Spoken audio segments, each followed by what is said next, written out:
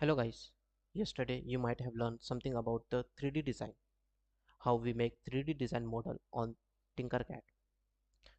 Today we will learn about Creality Slicer. Why we are in need of Creality Slicer?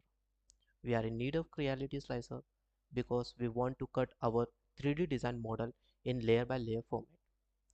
Why we want to cut it in layer by layer format? Because our 3D design printer prints the model in layer by layer format. For that purpose, we have to cut our model in layer by layer format. First of all, what you have to do, you have to search Creality Slicer.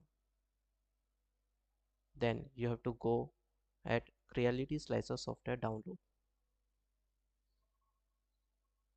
Then you have to download any of the version here.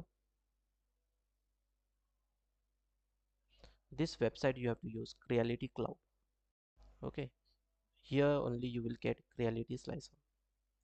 After it get downloaded, you have to install it. As it is installed on my desktop, so I will not use it.